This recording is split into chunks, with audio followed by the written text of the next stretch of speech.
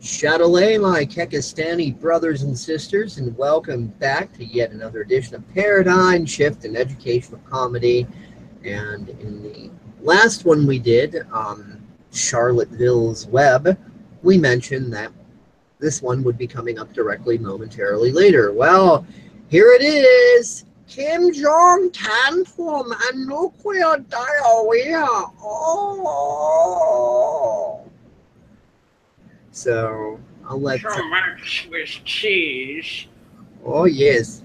So anyway, more saber rattling that the wiser of us won't take seriously because it's saber rattling, and I'll let Rich start us off into that. Well, first off, it's nothing more than ridiculous, typical to be expected retorts out of the North Korean regime. Um, the thing is that amazes me. Well, it doesn't really surprise me or amaze me, but I mean, in a way, it kind of does. That observation of like, how do people not see the pattern here? How many times has it been within the last 5 years that we've seen Kim Jong Un stamp his feet, temper tantrum, and throw a fit? And every time it was because of either UN sanctions or because the party funds were getting low. North Korea is a desperate, attention-seeking horror regime. Uh, Hermit Kingdom, it's always been known as the Hermit Kingdom, but I mean, it survives on this political thrill seeking that it plays with the Western world. So that way it gets attention on the international stage. So that way it's getting resources and supplies and all the things it needs. It's a dictatorship run out of desperation. 90% of their people are starving. They can't even feed 90% of their people. Pyongyang has daily blackouts.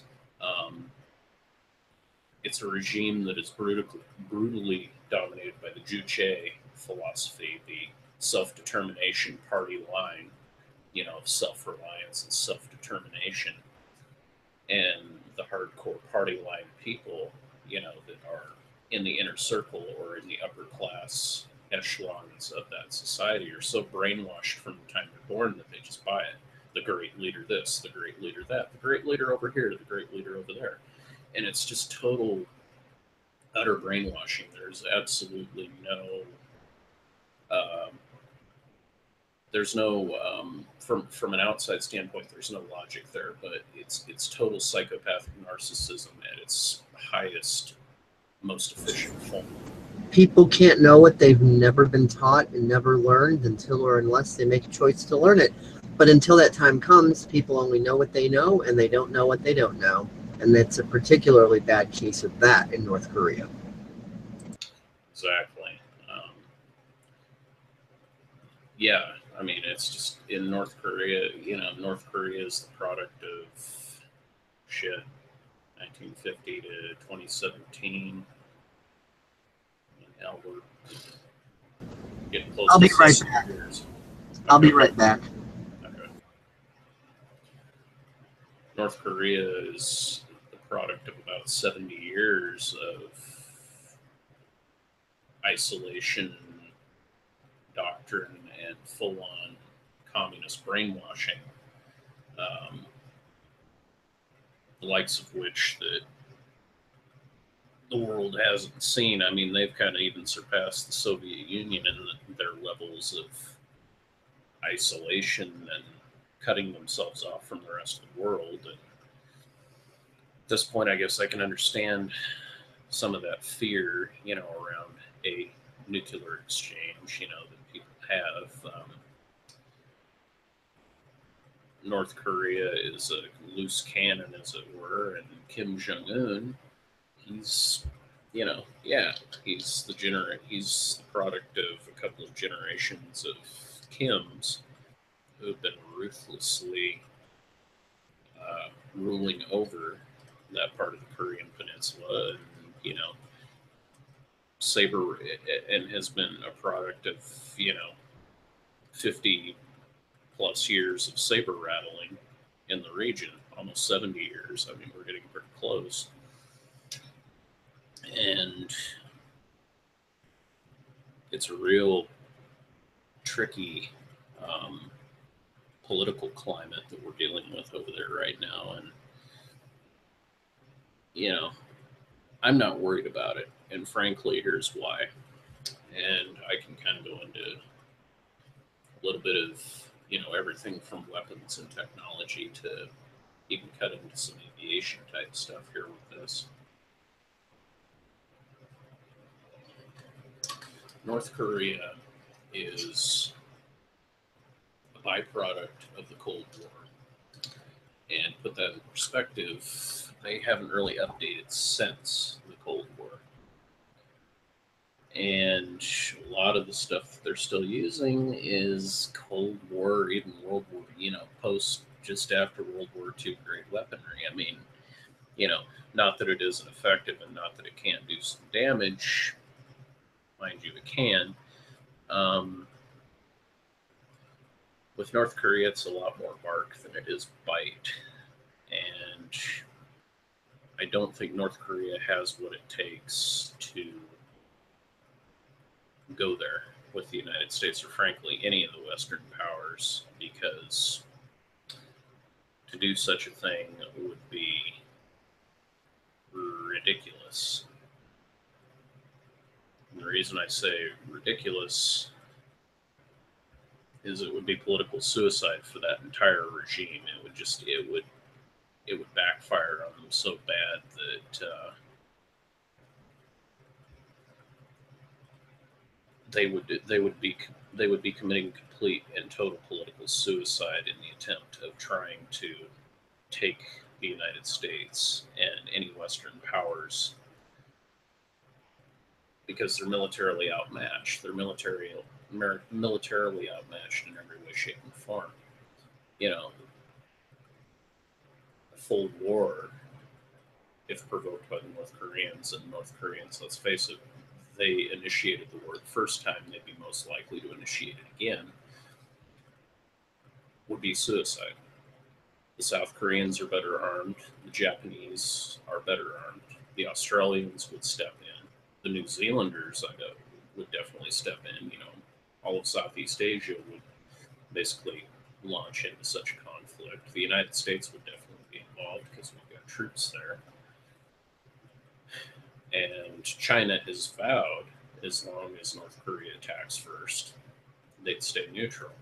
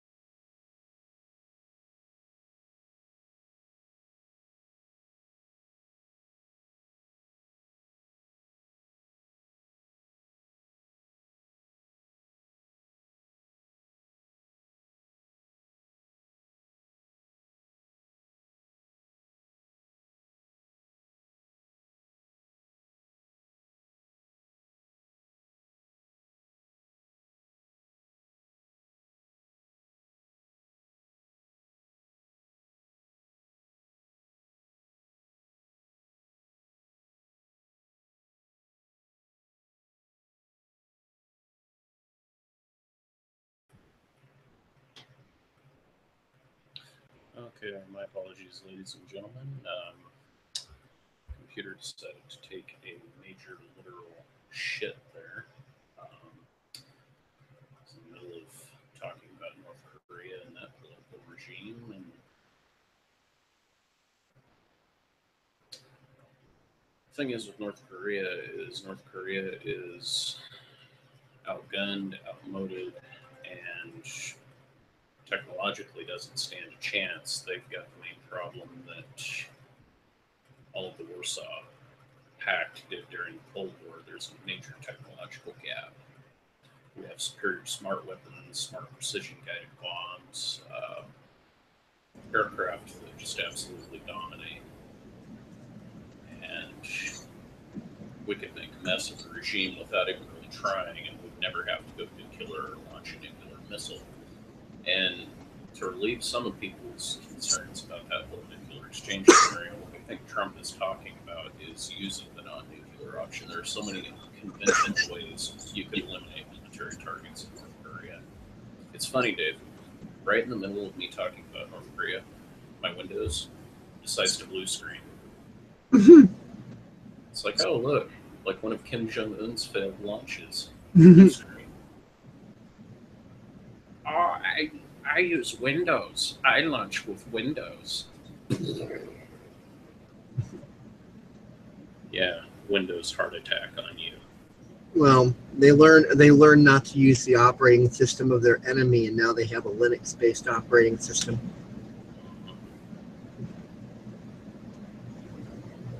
Yeah, no kidding.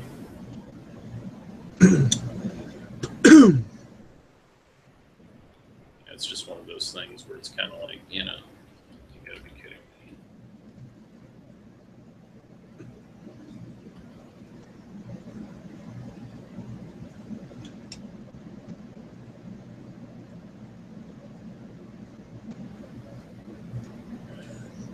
I look at it this way.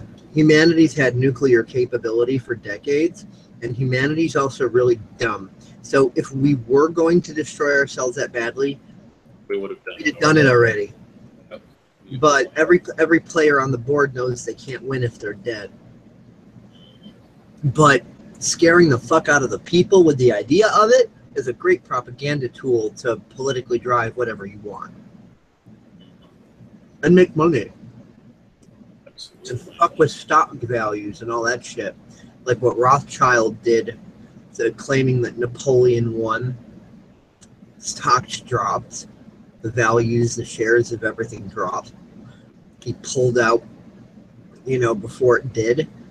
And then once everything got to their bottom low, that family bought everything up at dirt cheap. And then the news finally got back to England that Napoleon lost, and then everything went back up. So it's the same old scam. It's not a new scam. Yeah, not a better way to buy up an entire economy when the stocks go down pennies. Scaring the shit out of people is how you control the market. Yep. It's always been that way. Yeah, and the thing is with North Korea, I mean, okay, we'll say if worst case scenario happens, Kim Jong crazy man is crazy enough to decide to launch a rocket or missile or two at Guam. He does that, it's game over, as I was stating earlier. It's, at this point, I don't see the Kims or anybody doing anything at all. All I see is a fat little man who is insecure, bolstering, to the world community, look at me, I'm big and tough, bad, fear me. And it's just the same old response. And I mean, I can respect Trump's hard reaction to it. Like, look, you mess with us, we're going to blow you out of the water. But at the same time, that's kind of what North Korea wants playing into that game. Yeah. I think the best thing to do is just kind of show what we're capable of and not, sit there and try to bolster that phony man strength. The military's already publicly admitted on more than one occasion that the whole nuclear issue is a non-issue because we've got sufficient laser tech to blow the missiles out of the sky. And let's face it, speed of light trumps all. You can't outrun a beam of light. You can't. You do not have fucking warp drive that we know of. So no one's going to be sending in nuclear weapons faster than the speed of light. So even if Kim Jong-un does launch over, it'll be reported as yet another malfunction because we'll have shot it down.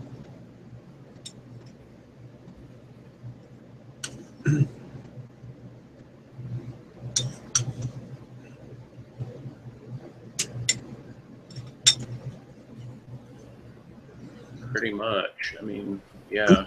We'll also need to learn the difference between admitting something and publicizing it, making a big deal about it. Just because the government hasn't publicized and made a big deal about most of the shit they've ever admitted to doesn't mean that the admitting to it didn't happen. On the floor of Congress, things are admitted to all the time. You can watch on C-SPAN. It doesn't mean anybody's making a big deal about it.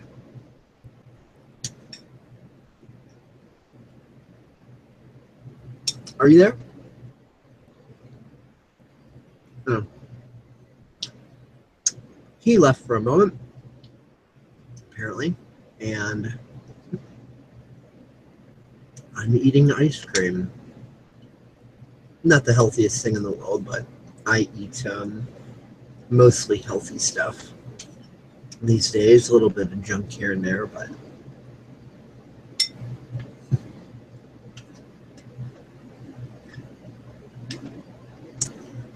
hard to go without things like ice cream indefinitely. Welcome back. Yeah, I just need to use the restroom. Not a problem. So anyway, yeah, all this nuclear stuff is just great to scare the shit out of people. And it alters market values, and depending on which ways you pick it and what kind of pitch it and what kind of performance you put on the public stage and the strategy therein, you can maneuver markets. It's an old game, even long before nukes. Scare the shit out of the masses and make them behave on an economic level the way you want. It's an old game. And people still fall for it. Every time, all the time. It still works until we decide to stop making it work.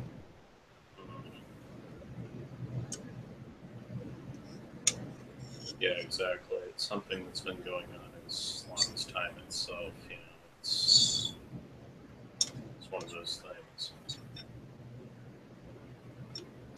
Profit at the expense of others' emotional and mental states. It's an old, old game. Yeah. And I mean, I'm not saying, we here at PSEC don't think that a war couldn't happen potentially between North, South, and, the avoidance of the longest armistice in recent history could go down, and it's flying back, there go weapons flying back and forth. Or maybe we technically, the Korean War technically never ended. There was no peace accord. There was just an armistice, a ceasefire.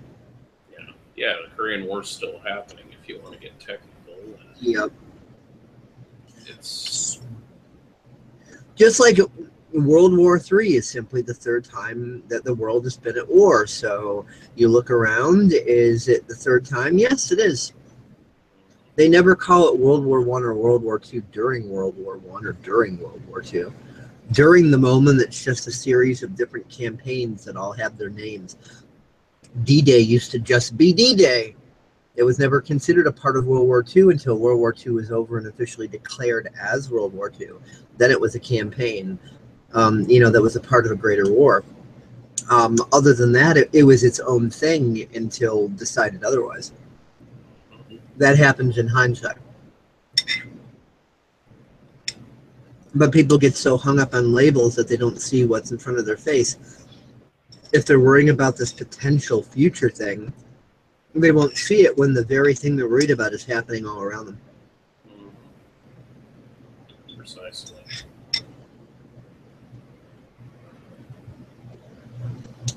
And if it's happening all around them and they're still alive and basically fine, then that means the whole Chicken Little attitude is wholly unnecessary. Right. Dick and shittle.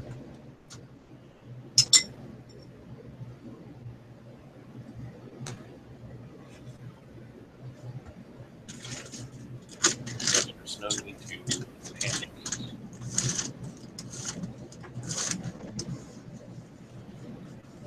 I know I was gone for a portion of this. Did we make all the points that need to be made on it yet?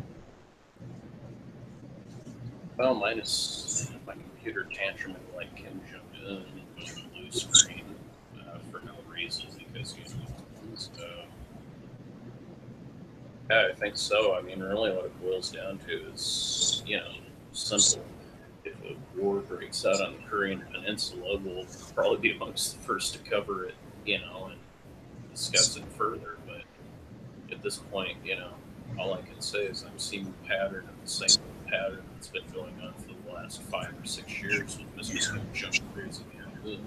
He's temper tantruming, he's whining, he's stomping his feet, and he's saying, notice me, big world, notice me. Yeah, don't buy into the fear, folks. China's not going to start a nuclear war over a pathetic loser. The United States is not going to start a nuclear war over a pathetic loser. And the pathetic loser is really incapable of starting anything with us because we could shoot it down with lasers long before it gets here. And that's been admitted to. So people can go do their research on that. The technology exists. It's implemented. It's in use. And as such is admitted to. Exactly. I've seen military people talking about it on Discovery Channel, and it's been on other documentaries and stuff. And I don't mean documentaries by some dickhead YouTuber in their basement. I mean the big corporate documentaries. So yeah, when the military-industrial complex is stepping out and showing us the goods of their own volition, then they're showing us. I mean, what more do you want?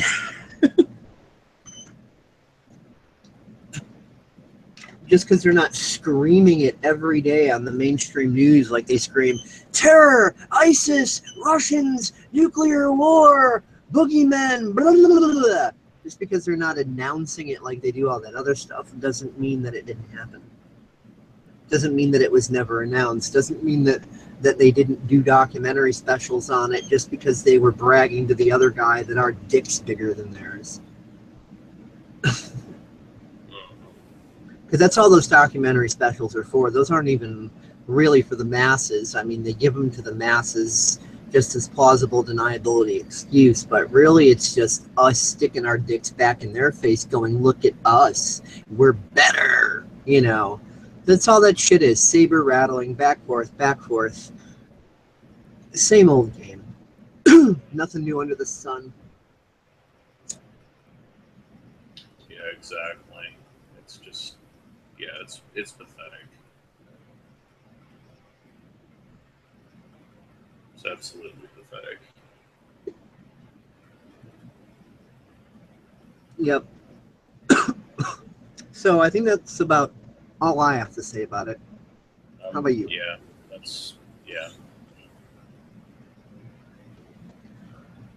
Alrighty, so in a very short bit, we will be moving on to the third PSEC live stream tonight called All the World to Stage. So, if you liked what you're seeing here so far, subscribe, to the channel, click like, all that good stuff. I mean, we got a Patreon and yada, yada, all that. You could find all those good details on any of our social media accounts. Everything is cross-linked into everything else. It's not hard to find. It's so easy, an Antifa member could do it. So that's saying something. So, yep. See you all in just a little bit.